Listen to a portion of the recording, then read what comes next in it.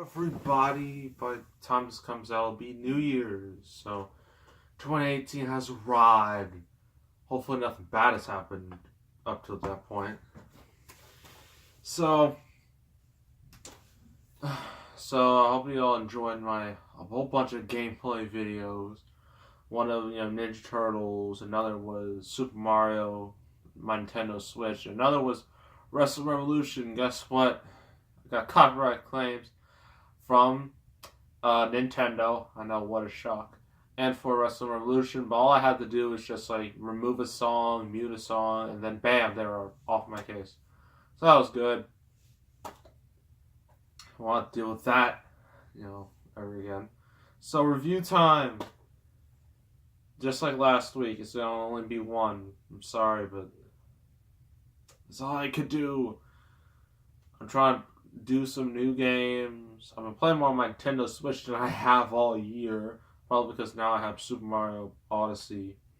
And that's also on that Nintendo Switch video, so if you want to go see that, go right ahead.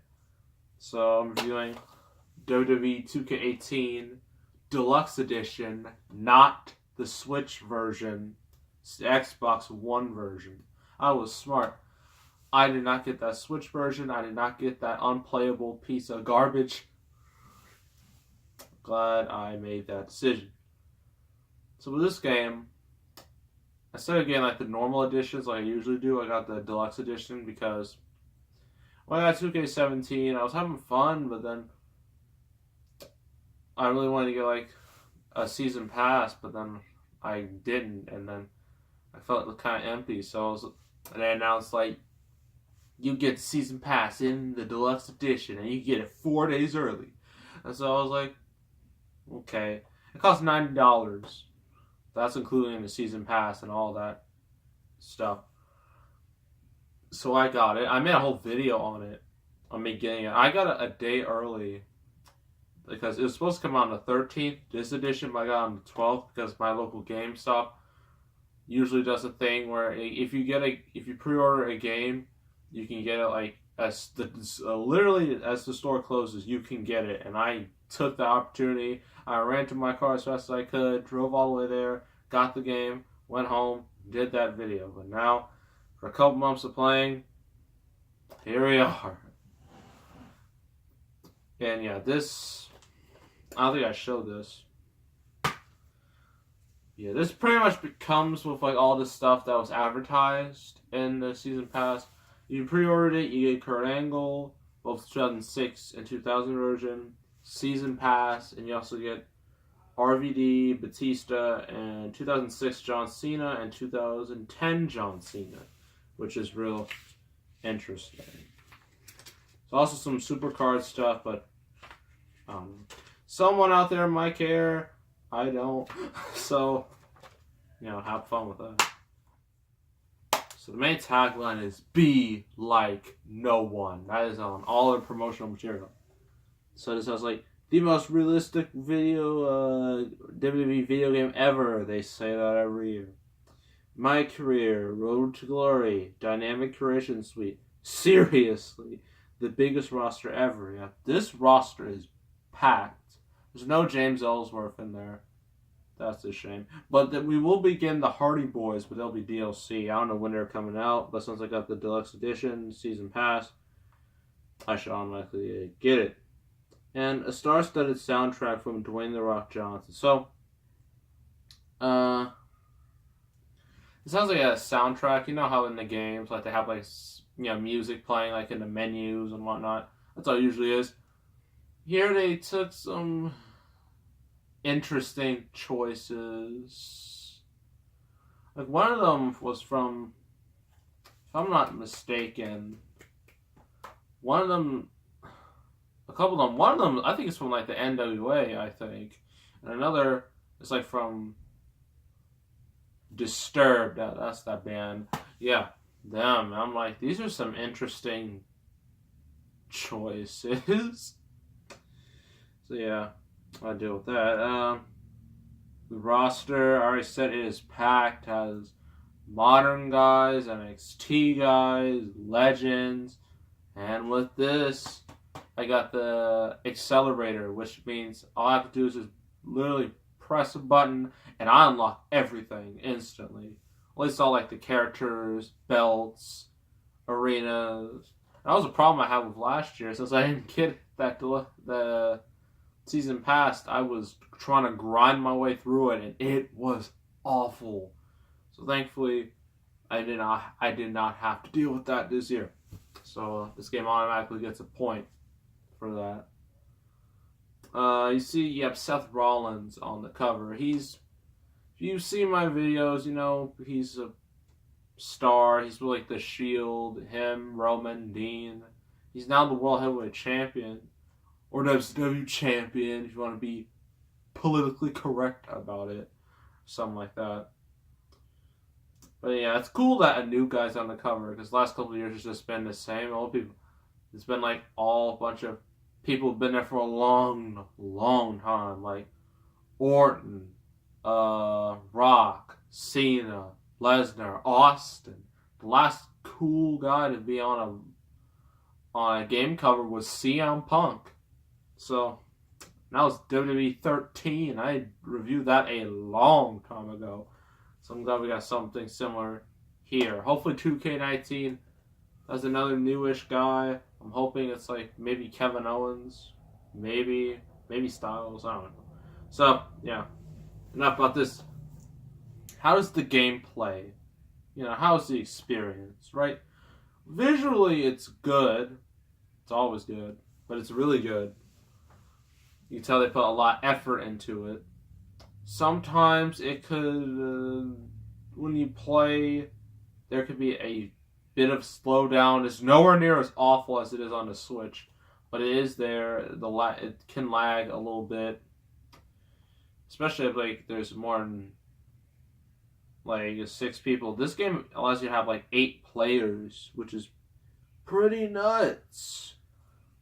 And because they haven't put that in the game since SmackDown Just Bring It, and that was like a decade and a half ago. So it's been a long time. It's also crowd fighting. They expanded backstage to have more stuff. Like you could fall off trucks and whatnot. It's great.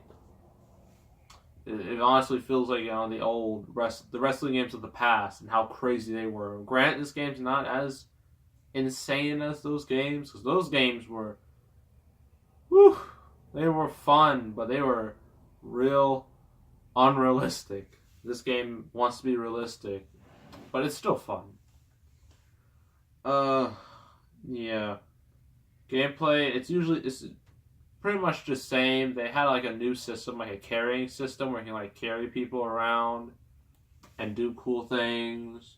Commentary, they got rid of Jerry Lawler and replaced him with usually like Cole, Saxton, and Graves. Now, adding Graves is an automatic plus, but I hate Byron Saxton and Michael Cole. I don't like either of them. So it's only 1 out of 3 that I like, so that's not a good thing. Sometimes the commentary can repeat itself. This happens in all the games. I wish I could just replace commentary altogether and just replace it with music, like I did in the old games. Particularly in the Day of Reckoning games. I highly appreciate that, if they just did that. Oh, my career.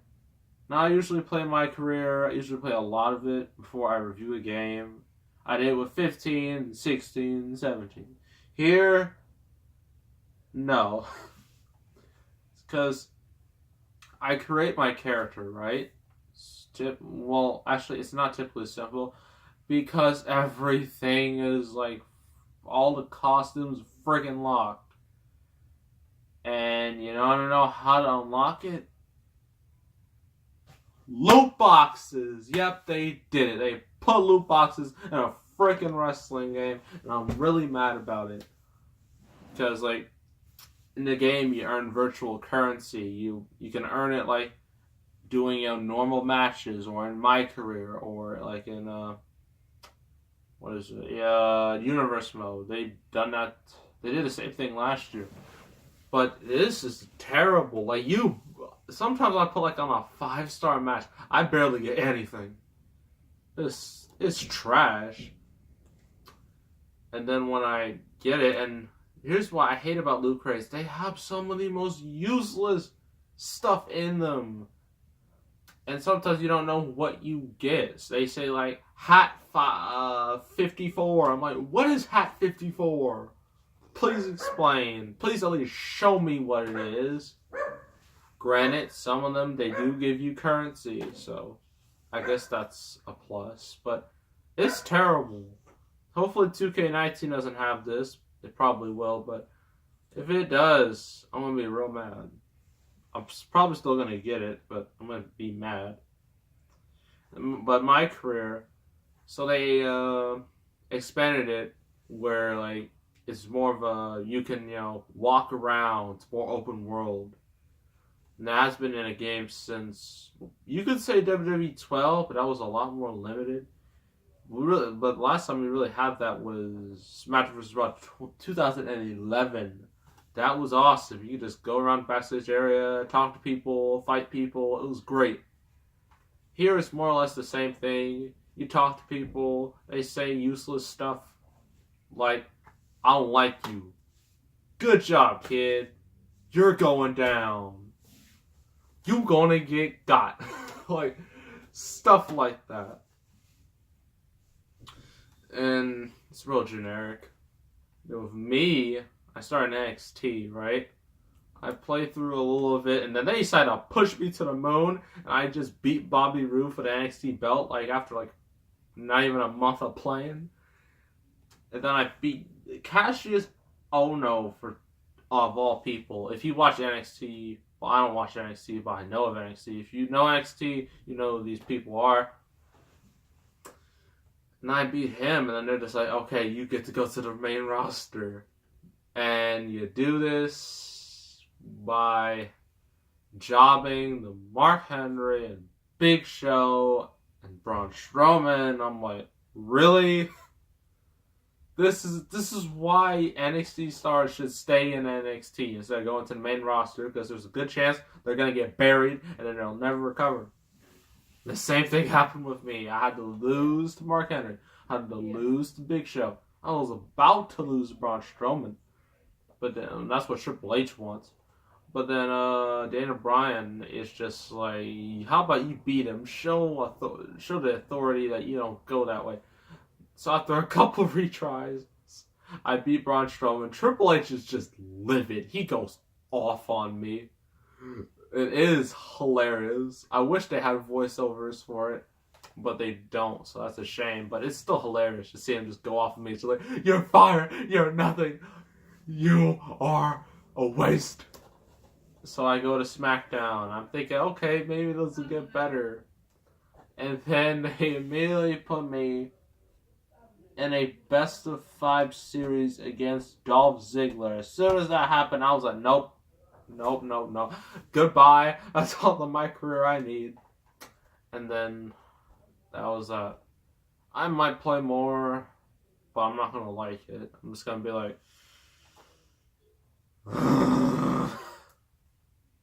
it's real annoying. It's also Road to Glory, which is like an online thing. I don't do online. Some people will probably say, well, you're living in the past. I'm like, okay then, whatever. I mean, because you have to get Xbox Gold membership and whatnot. I mean, if you have it, cool, but I just don't go that way, you know. So, that is, I think I've covered everything. Yeah, I've covered everything. That's 2K18. It's a good game overall. I have fun with it, especially with the arenas. Like, my favorite arena is the one I stand 2006 arena. That's the best arena in the whole game because it's so different. And like the first time I played in it, it was Seth Rollins versus Dean Ambrose. I forgot you could do suicide dive in the game just by going through the ropes, and I accidentally did it, and I fell on my neck, broke my neck. I laughed so hard. And yeah, that was a great moment. And also you can do custom matches in here. I mean, it doesn't give you all the freedom in the world, but it gives you some freedom. With that 8-man stipulation, you can finally do a, well, somewhat traditional Survivor Series match. I just call it Survivor because I was lazy. So I did that. It was cool. So, positives. Visuals are good. Music is weird choices, but they're still decent. Roster is amazing. This has some unintentional hilarity. And, backstage is cool. But problems. Loot boxes, my career,